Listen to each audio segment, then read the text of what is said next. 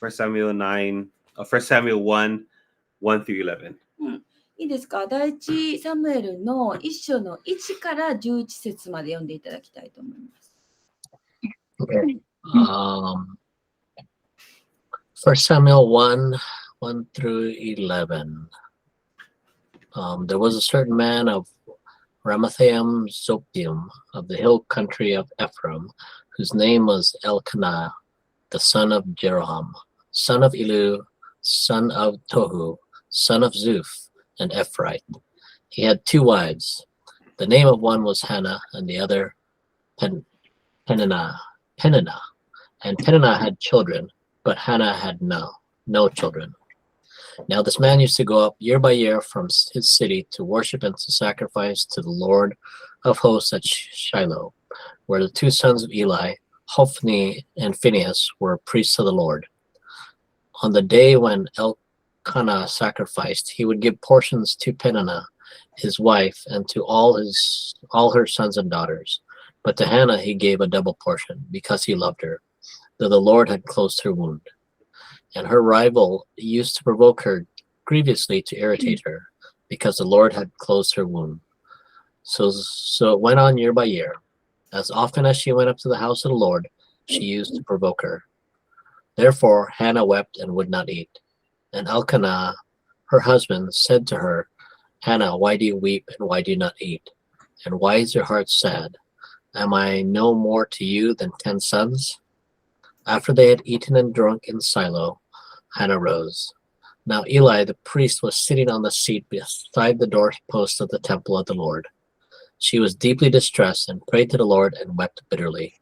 And she vowed a vow and said, O Lord of hosts, if you will indeed look upon the affliction of your servant and remember me and not forget your servant, but will give to your servant a son, then I will give him to the Lord all the days of my life, and no razor shall touch his head. エフライムの産地ラマタイム出身のツフ人の一人で、その名をエルカナという人がいた。この人はエロハムの子で、エロハムはエリフの子、エリフはトフの子、トフはエフライム人のツフの子であった。エルカナには2人の妻がいた。1人の名はハンナといい、もう1人の名はペニンナと言った。ペニンナには子がいたが、ハンナには子がいなかった。この人は毎年自分の町から登っていき、シロで万軍の主を礼拝し、生贄を捧げることにしていた。そこでは、エリの2人の息子、ホフニとピネハスが主の祭司をしていた。そのようなある日、エルカナは生贄を捧げた。彼は妻のペニンナ、そして彼女のすべての息子、娘たちに、それぞれの受ける分を与えるようにしていたが、ハンナには特別受ける分を与えていた。主は彼女の体を閉じておられたが、彼がハンナを愛していたからである。また、彼女に敵対するペニンナは、主がハンナの体を閉じておられたことで、彼女をひどく苛立たせ、その怒りをかき立てた。そのようなことが毎年行われ、ハンナが主の家に登っていくたびに、ペニンナは彼女の怒りをかき立てるのだった。そういうわけで、ハンナは泣いて食事をしようともしなかった。夫エルカナは彼女に言った。ハンナ、なぜ泣いているのか？どうして食べないのか？どうしてあなたの心は苦しんでいるのか？あなたにとって私は10人の息子以上のものではないか。シロでの飲食が終わった後、ハンナは立ち上がった。ちょうどその時、祭司エリは、主の神殿の門中のそばで椅子に座っていた。ハンナの心は傷んでいた。彼女は激しく泣いて、主になった。いや、大丈夫です。はい。そして、誓願を立てて言った。万軍の主よ、もしあなたがはしための苦しみをご覧になり、私を心に留め、このはしためを忘れず、男の子をくださるなら、私はその子を一生の間、主にお渡しします。そして、その子の頭にカミソリを当てません。Right. Amen. ね。 Okay, so we're going to kind of discuss it using the SOAP method as we've been doing the last few weeks. はい、今からですね、先週もやったみたいにソープの仕方でやっていきたいと思います。I realized that SOAP doesn't work in Japanese, so maybe we have to think of some words in Japanese to match SOAP. ソープっていうのはまあね、え英語でね、で略してるので、日本語ではあれなんですよね。どうしたらいいかな。 So scripture, observation, application, and prayer. まあ、聖句、それから観察、適用、祈りっていう順番なんですけど、This is a little bit random. I wasn't planning on doing this, but since I just thought of it, is there some Japanese words that can match with SOAP? なるほ And ど so like seiko, so S 聖 is 句。seiku. そうね、聖句は S でいいと思います、ね。 O wa nanka aru? 観 Nanka 察、 Japanese speakers. どうですか？ Observation. Observation。 Like what's happening in the text. そう What's そう、だ the からまあ context? 背景だったりとか、それに何が起きてるか。 Like a Japanese word that starts with O. あ、日本語で王で始まる言葉ない。王様って。お No, observation と関係ない。おやおやって。何？聖句、おやおや、何？ちょっと変わんないでや。あなんか any suggestions? みんななんかない？おの。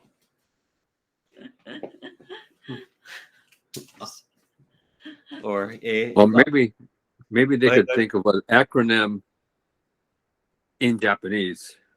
なるほどね。まあ、日本語にじゃあしたら、そうやね。だから、聖句と観察やから、セカテイ。何？おかしいおかしい。 Okay, anyways, think about that. まあ考えてください。 But 考えてください。 so we're gonna focus on verse 9 to 11 for our discussion, but I'm going to read the whole thing so we get a better picture of it. そうですね。今日はそのソープのところを9節から11節でしていただきたいと思うんですけども、まあ今まで1節から読んだ流れの中で見てもらってね、そうしたらよくわかると思うね。9節から11節のところを今、観察していきたいと思います。把握していきたいと思いますね。So before that, I want to give one tip for how to study Bible. そこで、どのように聖書を勉強するかっていうことの、なんていうかな、一つの方法について言いたいと思います。Especially when we're trying to figure out what the context is. 特にこの聖書箇所の背景、文脈を知りたいときにはこれが役に立ちます。So without using like the theological words, when we're reading the Old Testament, we have to realize that God hasn't fully revealed himself yet. It's in the process. 私たちがこの旧約聖書を読んでいるときに知っておくべきことは、旧約聖書においては神様ご自身が自分自身を完全には人々に示していないっていうことです。その経過の中で少しずつご自分のことを見せていくんですけども。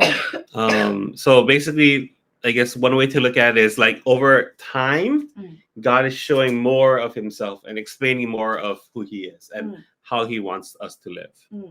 だから神様自身だったりとか、神様が私たちにどう歩んでほしいかっていうそのことを時間とともにどんどんもっと時間が経つごとにより明らかにしていく、少しずつどんどん見せていくっていう考え方です。Yeah, so I think it's good, recently, even last year going through Exodus, always thinking about where does that part fit in the whole gospel, and because we know the end of the Bible, so we can have a bigger view of God. で、出エジプトのとこでも学んだんですけども、その中で例えば福音の中のそのかけらというか、一辺でもいいからその旧約聖書の中のどこに隠されているかっていうのを学んだんですよね。でも私たちは旧約聖書、新約も最初まで知ってるから、大きな絵図としては知ってる、全体像は分かってますけども、その福音の小さいところがどこにあるかっていうのを多分学んだと思うんですよね。So what the people that we're reading about know about God is not what for example, like King David knew about God. This is even before David. うん、 So they know less of God. So when we're reading it, to think about how they understood God at that time. うん、だから人々が神様はどのようなお方か知ってるかっていうのがこう今よりもずっと少ししか知らないわけですね。知らされていないから。で、例えばダビデ王がいたんですけど、ダビデ王が神様のことを神様がどのようなお方かっていうことをこれだけ知ってるとしたら、このサムエルの時はダビデの前なので、神様のことをそんなにもまだ知らない状態、一部しか知らない状態だっていうことを覚えて読んでくれたらいいと思います。 So that's just one of the tips I want to give today. まあ、そこのところで今日学ぶ中で、参考にしてもらったらいいと思います。 So with that being said, any observation? What's happening in this passage? What's going on? じゃあそれを踏まえた上で今日の9節から11節で一体ここで何が起きているのか、どういう状況なのかっていうところを考えてほしいと思います。I'll open up for anyone to just unmute yourself and you can share, and if not, I'll just ask. 自由にミュートを外して発言していいです。それがなかったら指名します。 Anyone?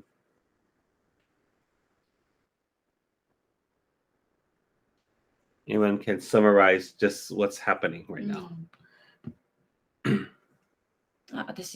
皆さん、今ここで何が起きているかっていうのをこう要約して言っていただける方いますか？まとめて。恥ずかしないで。じゃあ、エリカちゃん。I saw you smiling. エリカが笑ってるの見えちゃったみたいな指名します。待って。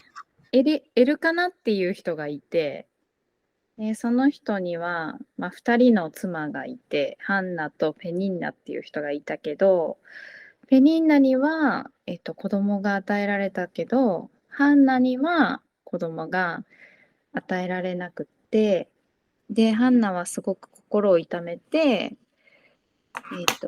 神様にお祈りしたっていうところで合ってますか？And Elkanah, and he had two wives, and one of wife was Elkanah, and No, Hannah and Oh. Peninnah. Hannah and Peninnah. So Peninnah has a son, but Hannah didn't have the kids. So the Hannah was crying out to God for the baby. Hi. Good. So that's the summarized scene. So そこが要約ですね。まとめてありますね。so from verse 9 through 11, anything you guys want to mention?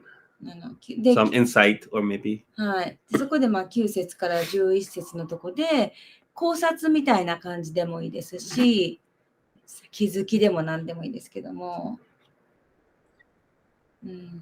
Yeah, I think in verse 11, it says that she vowed a vow. And usually people vow things that you make a promise to God when you're very, very desperate. ここで11節の誓願を立ててっていうふうに書いてるんですけども、これ神様との約束をするんですが、当時この時っていうのはもう本当に誓願立てるっていうことイコールすごくもう絶望の中にいる時っていう感じだと思います。And the vow that she makes is a specific vow to, she asks for a son and that she's going to dedicate the son to the Lord and that no razor shall touch his head. So it's and it is for all his life. そこまでお願いします。はい、で、この誓願の内容がすごくとても詳細にわたるというか、男の子を与えてほしいこと、その男の子が生まれたら神様のために仕えさせ、カミソリを当てず、一生の間っていうすごい大きいことを願っています。Yeah, so I think I remember back when I was Well, it's okay. I'll skip that part. ちょっと今の以上です。 So one thing about that culture also, if you're married, Mm. the husband is usually supposed to verify or cancel that vow. でこの当時結婚している夫婦の中で妻が誓願を立てるという時には夫がそれを必ず確認している。そしてまた夫がキャンセルできるっていう決まりがあったんです、ね。Actually, that was the husband's responsibility それが夫の責任でもあったわけです。 to protect the wife, actually. その責任を負うことで妻を守ることができるように、But this one, she just did it between her and God, and that's it.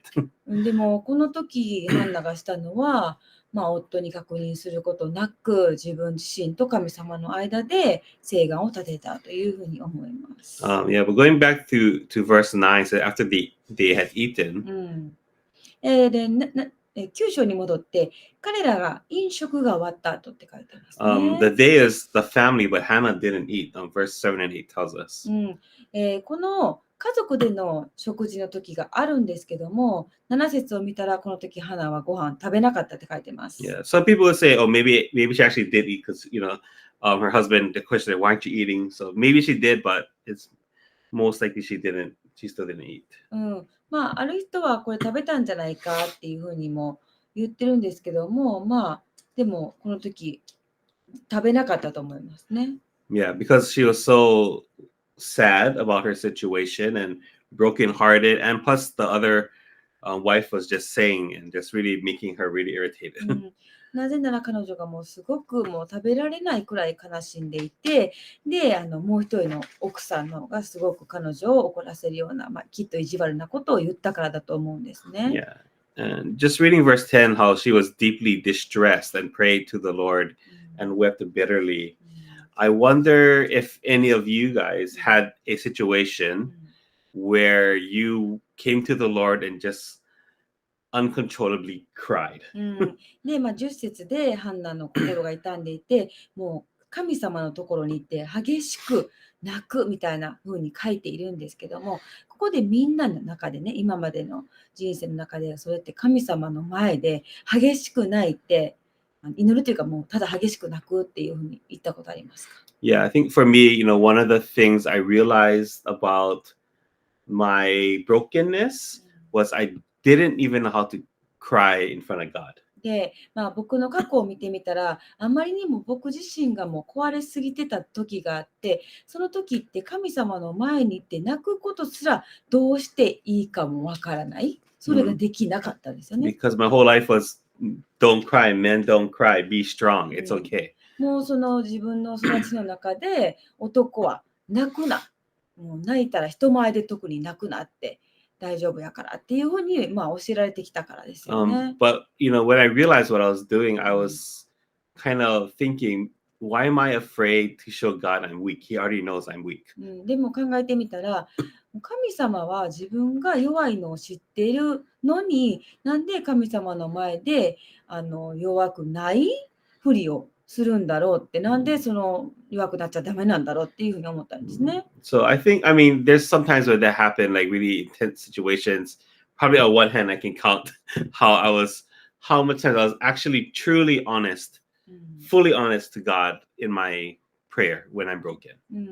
で、今過去考えてみたら、大体5本の指で数えきれるぐらいの時ね、そういう神様の前で本当に崩れてしまって泣くっていうのがあったかなと思います。One of the times was when my brother was going through a lot of spiritual darkness time, and it was very demonic, very obviously demonic. その中で一つ挙げるとしたら、僕の弟が本当にちょっと霊的にというか、サタンの戦いというかすごいあって、もう霊的にめちゃめちゃ暗闇の時があって、その時は泣きましたね。And I was praying with my dad, and I especially in front of my dad, I could never pray that way. I couldn't show my emotion in front of my dad. で、その時はお父さんと一緒にもう本当に泣いて祈ってたんだけど、お父さんの前で特にそんな泣いて祈ったことなんか今までそれまではなかったんですよね。So I was just telling God, like, why aren't you doing anything? Why aren't you helping him? Like, what you waiting for? I thought you loved us. It's very human and raw emotion that I don't feel like was respectful to God. But it was my heart. He already knew what's in my heart. で、その時に祈ってた思いでは、神様になんで何もしてくれんねん、なんで僕らをほっとくねんっていうふうに、もう本当生身の人間みたいな、もうドロドロした感じありのままを神様の前に、もう全然尊敬とかいうもんじゃなくって、さらけ出したっていう感じの祈りだったんですよね。I felt like I had to truly be a child to my father and just tell him how I felt. でも自分が思ったのは、本当にお父さんの前で正直に自分のこの思いをこう打ち明ける必要があったなっていうふうに思ったんですね。But I know my dad is so uncomfortable because he never saw me pray like that. I don't think he's ever prayed like that で either. も自分の実の父親が目の前にいて、すごいなんかどうしていいんかなって、こんな自分の息子がそんなふうに祈っているのを見たことがな God い was か going ら、 to kill me or something in that すごい moment. もうなんかね、おどおどしてた気がしますね。Yeah. But yeah, I wonder if any of you had any kind of experience where, you finally were able to truly be broken in front of God.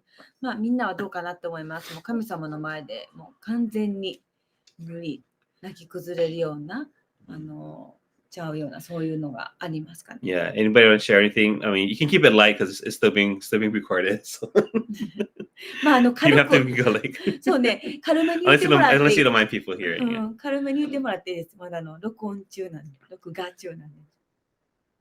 Anybody had an experience like that?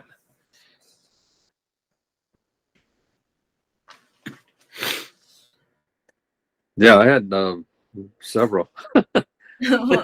僕も何度かあります。 Right. I remember I was in junior high. Well, I grew up in a Christian home. My dad was a pastor. And I first accepted Christ when I was about 5 or 6. But in junior high, when I was in camp, I just realized how sinful I was. And just having to come before the Lord to confess my sins and to receive his grace. That was very, I still remember just crying and, runny nose, very messy. 僕のクリスチャンファミリーで育ちましたし、お父さんが牧師で、5歳か6歳ぐらいかなと時に、信じてたんですけども、でも中学校になってキャンプに行って、本当に心から神様を信じて、その罪深さというか、それを悔い改めて祈った時は、もう涙ボロボロ、鼻水だらだらの完全にもうすごい姿で祈ったっていうのは今でも覚えてますね。Yeah, so that's happened, several times, especially when I'm confronted with my sinfulness and just the grace of God.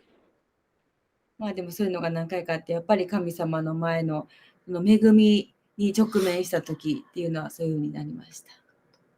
Yeah, but I think, so I've never experienced where this kind of distress that described here, like Hannah, where things are going so bad that I need to cry out to God because just things are just not going my way. I've never experienced anything like that.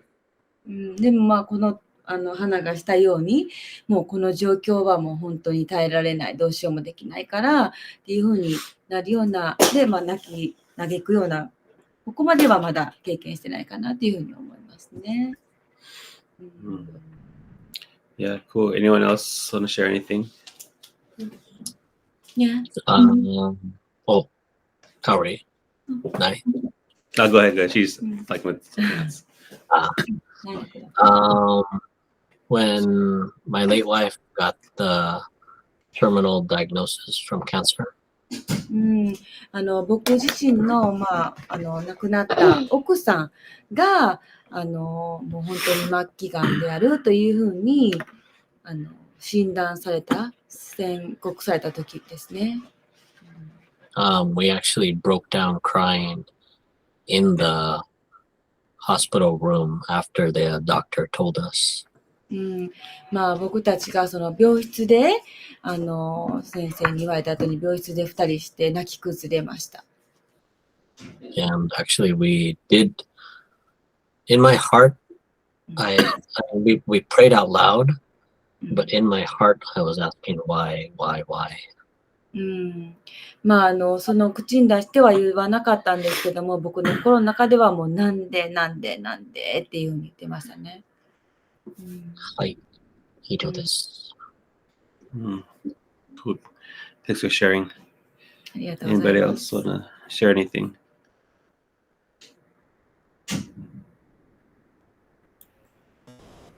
信仰を初めて告白した時かね。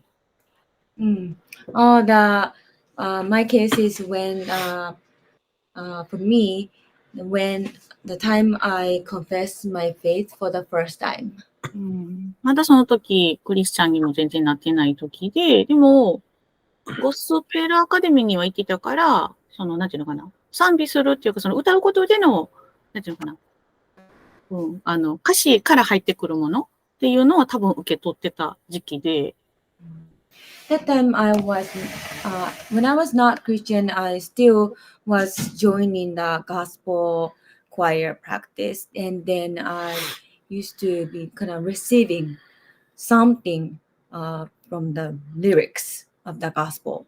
で、ある日、多分、誰かのそのメッセージを聞いた時に、もう、なんだろう、ごめんなさいとありがとうしか出てこなくて、その場で本当に泣き崩れて、当時、隣にいた本当にともこさんとマッキーに、宇宙人連れ去られるかのごとく、両脇でこう抱えられて前に連れてってもらったっていう。So and then some speaker, I think, came to the gospel practice, and then so he kind of gave us message. That time, that message hit my heart, and then I was just what I could say was thank you and sorry, and then was crying so hard, and then the next, so Tomoko and then Maki, and then the two of them took me some, the corner in the room, and then after that, I don't know, so they took me in the front. ともこさん覚えてへんかな？多分スティーブ先生来てた時やったと思う。泣いてた。I remember, そう、ともこさん don't remember, but no, 覚えてる。みなちゃん泣いてるの覚えてるから。I remember that.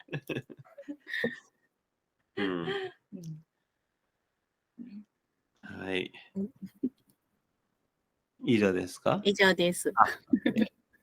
ありがとうございます。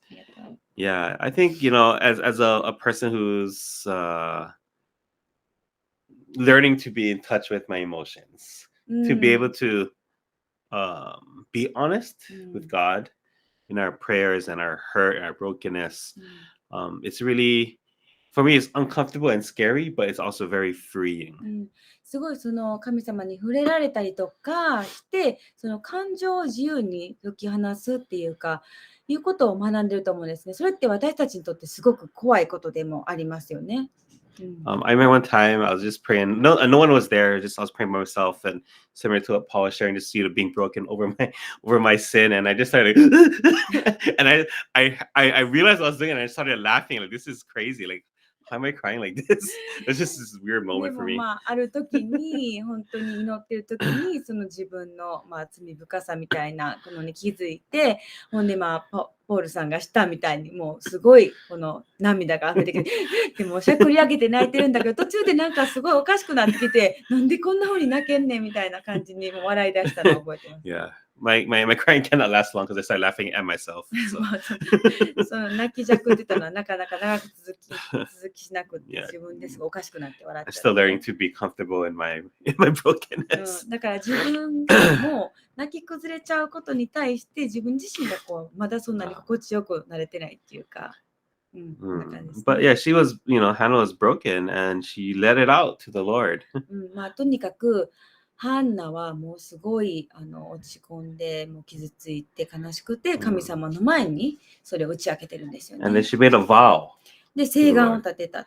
And this is one of the kind of verses where we would say this is descriptive, not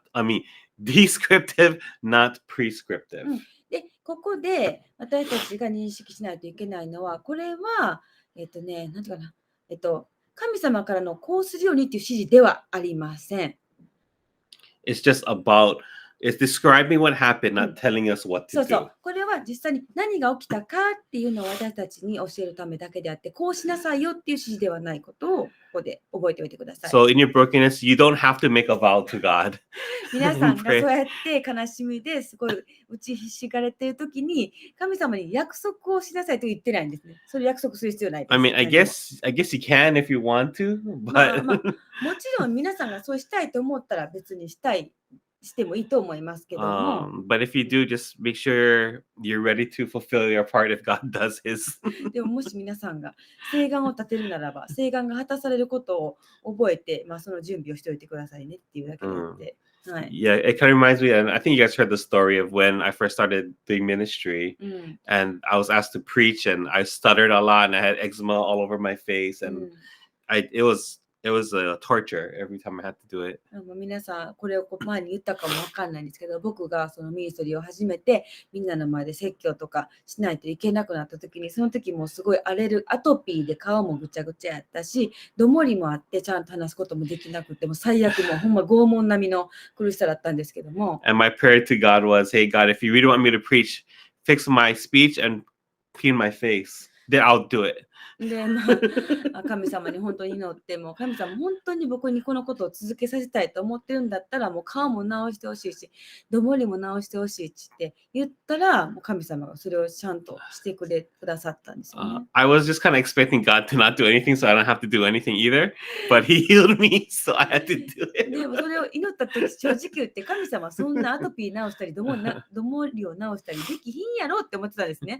それができなかったら、僕その説教を二度としなくてもいいわって思ったけど、なんと神様実際にそのことをなしてしまって、やっぱり説教せなあかんっていうふうになったんでね。 But this is not the normal way that I pray. Okay, so これノーモ it's not the normal way that I pray. Like, hey God, do this, I'll do that. そうですね。でも僕は実際はこういうふうには祈ることはないんです。神様、これしてくれたらこれしますとか、これしてくれなかったらこれしますとか、そんなんは祈らないですね。 Yeah, and actually, I think sometimes you guys can probably hear me stuttering sometimes, but it's not like come anywhere close to what I used to. It's very different. みんなも時々僕自身がどもっているのを聞くことがあると思うんですけども、そんな前のどもりに比べたら全然も比べ物にならないぐらいめちゃひどかったです。 Yeah, but then, well, anyway, she in her sadness and in her cries, she vows to the Lord that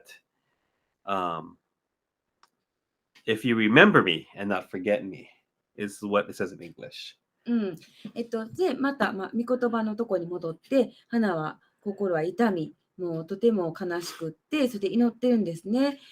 この英語で書かれている11節では、もしあなたが私のことを覚えていてくださっていたらっていうように書いてるんですね。ここね、そうですね。日本語では、私を心に留め、このはしためを忘れずって書いてるね。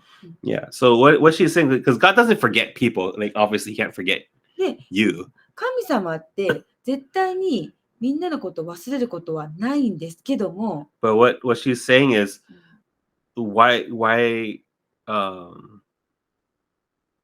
what basically why haven't you given me a baby? I want a baby. でも彼女の心が正直何を言いたいかっていうと、ほんまに赤ちゃんが欲しいんですけど、なんでくれないんですかっていうことです、ね。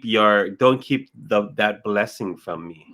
そのあなたの祝福を私にくださらないままなんでとどめておくんですかっていう感じですね。And it's not just a baby, she wanted a son. で、それが赤ちゃんっていうんじゃなくって、これ具体的に男の子が欲しいんですね。Yeah, because the son would be the heir and the son would carry the family's name. なんでかって言ったら、男の子っていうのは遺産相続するものであるし、それから家系のこの名前を継いでいくものでもあるからですね。What's interesting that even with that background, culturally, her promise was, if you give me a son, I'll give him back to you fully.